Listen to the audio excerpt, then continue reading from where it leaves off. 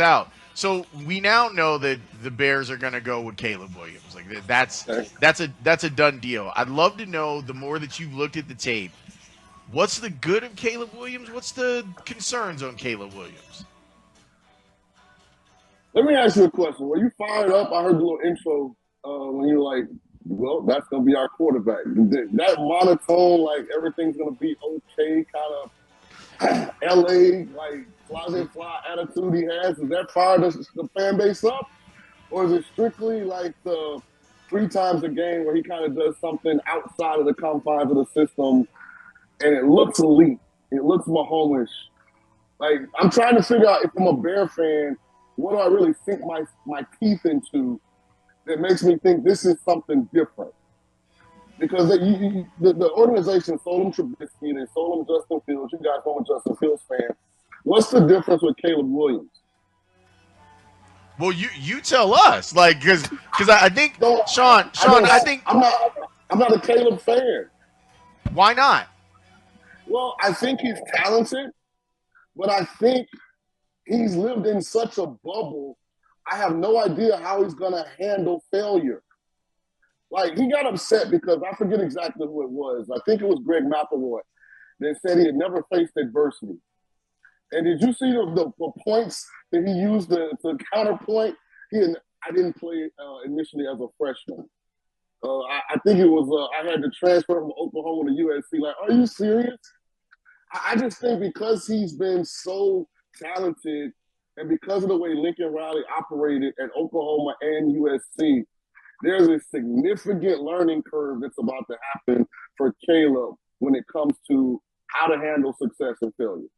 What about that learning curve? What about what he has been taught leads you to believe that's the case? The hardest thing in the world, and this comes from somebody who's played quarterback in National Football League, is to have people blame you for something that's not your fault.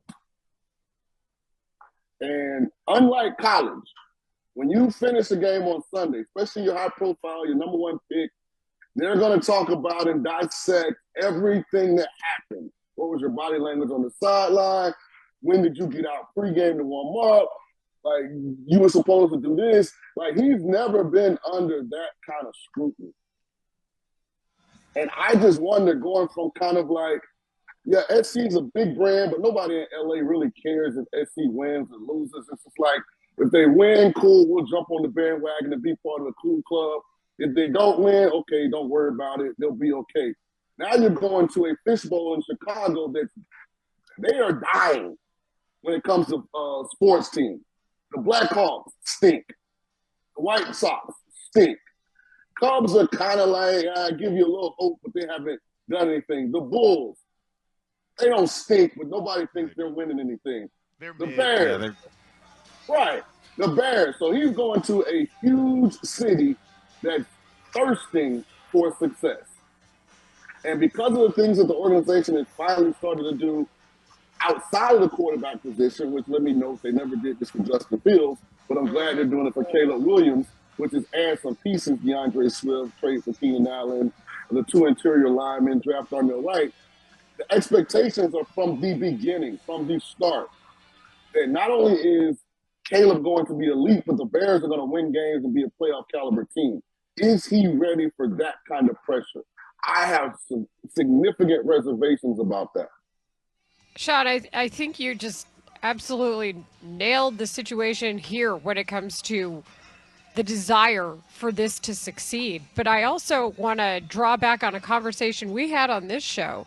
And I know you can talk about it too. It's in protecting him in a way, or at least understanding that the NFL, so many times it's coming in on the quarterback to be like, okay, fix all our problems. And as a rookie, you just can't ask that of people. And I think you can't ask that of them ever when football is such a team sport. It's got to be a group discussion here and a group look. And I know you know that better than most anyone.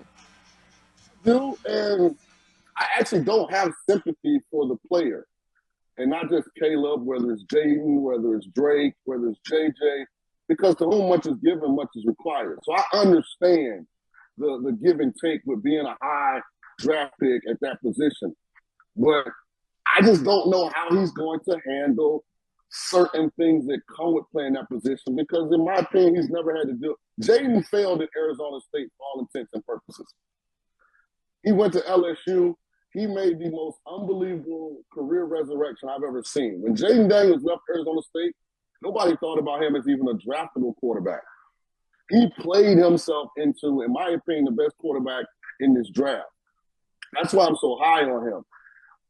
We'll see. I hope I'm wrong because I want I want him to succeed, but I just think there's some things about him. Hell, the Bears veterans are already talking about, hey, man, what we see from afar, we hope that's not what you really are when you get here.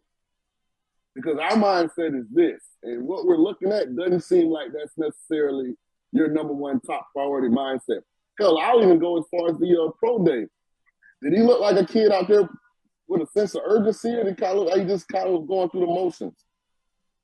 I mean, I've seen that before. That looks like me when I coached at USF, when our quarterbacks had class and I was throwing routes on air. But I was doing it because I couldn't move any faster, not because I didn't want to. Agent caught up with me. I just think that sometimes he thinks this thing is going to be easier than it actually is. Okay, so let me ask you this, Shaun. If you were in Caleb's circle of trust, what advice would you give him about his approach to doing his job and leadership once he becomes the Bears quarterback? I would tell him, forget everything that we know. And let's go in as an open sponge. And let's be honest. Let's go sit down and have a real conversation with Ryan Poles and Matt Eberflus and be honest and say, listen, I'm not sure I know how to lead, so I need to be taught. So find me somebody that I can serve as a mentor who's been not just a quarterback, but a quarterback here in Chicago, that I can ask real questions. How would you handle this? How should I handle that? If that's somebody in the building, cool. If it's somebody that Matt or Ryan has a relationship with, that's fine as well. But he's going to need somebody to help him navigate all of these things. When we talk draft on the score, it's presented by ChevyDrivesChicago.com and the number one draft pick, Chevy Silverado, the official truck partner of the Chicago Bears. Talking with former NFLer Shaun King here on the Bernstein and Holmes Show, live from the Circa Resort from Stadium Swim in Las Vegas. Shaun, the receivers at the top of the draft, we know the names now in any particular order. We've got Harrison, Neighbors, Odunze. In what order do you have them, and which one would, if you're a Bears fan, would you hope falls to 9? Well, Brian Thomas Jr. is the best wide receiver in this draft. That's the other wide receiver at LSU, not Neighbors. And when I evaluate the film, and I've looked at all these guys, and let me just say this is a very deep wide receiver class. And when I say Brian Thomas is the best, that's not a knock on Marvin or Rome or Malik. I just think the skill set and the traits that Brian Thomas have are going to translate perfectly to the National Football League. I think Marvin Harrison is really good, but you know why Marvin Harrison hasn't worked out since he left college? Well, he said that he was just getting ready to play football. Yeah, because I think he's a 4-5 kind of 40 guy. But it's one thing for people to think you're a 4-5 guy. It's another thing for you to go out there and actually run 4-5, especially when all these other guys are running 4-3. Like, if there's one thing about Marvin that when you look at the film, you have to wonder, is it elite? It's his straight line speed. I'm not saying that's going to prevent him from being a Larry Fitzgerald type NFL player, but it's better to not actually have the data than to go out and have the data. So that's the one reason I think he didn't do anything in the combine. He didn't work out at Ohio State's pro day. He doesn't want to put on record what his 40 actually is. I think that's a great point, Shaun. I also want to know, I know you mentioned Jaden Daniels, and I appreciate the discussion about the adversity he has faced. What other quarterbacks have you seen, and what are your thoughts on just maybe the top guys who we all know? If you're looking for a guy that's ready to play right now, and you're going to surround him with talent, I think Michael Penix is legit. Some teams are going to be scared away by the injury history, but what my counter would be, he didn't get hurt the 2 years at Washington. I do have a red flag with him and Bo Nix. I feel like once you get in that mid-20s age and you're still in college, you should dominate. So I do kind of look at the success him and Bo Nix had slightly different because at that age, you should be able to go out against 18, 19, 20-year-olds and have an advantage.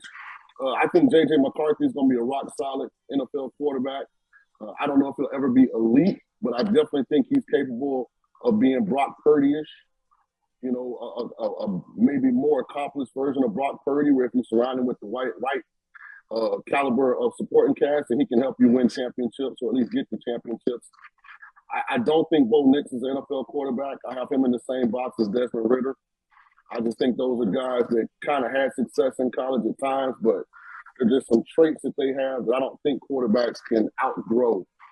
So if I'm ranking them, Jayden's 1, Caleb's 2, Penix is 3, McCarthy is 4. I think Drake May's highly overrated. Why? I don't think he's as talented as the other guys. I think he has prototype size, but I don't think the ball jumps off his arm. I think he's got functional mobility, but I don't think he's a great athlete. And I also think his ball location is the most inconsistent of all the guys that they're talking about being drafted in the first round. That even showed up on his pro day where he was inconsistent with throws, and it was ugly. I want to go back to Brian Thomas for a second. You're the second person that I've heard speak of him as maybe being the steal of the wide receiver group. He's got the prototypical like X body, but can't he move around? Can't he be used as a slot guy too? I want to know what your breakdown of him is. I think when you look at the modern day offense, Laurence, it's not the same traditional X and Z and Y as it used to be. Because everybody's running shotgun formations. There's so much 10, 11 personnel going on. Guys are running jet sweeps. They've incorporated some of the college screen game into the NFL level. I just think the good coordinators can move guys around in a form where you don't have to line up in the traditional spots. So, but you're right. He does generally have traditional wide receiver X traits. My thing is, his hand-eye coordination may be some of the top I've ever seen.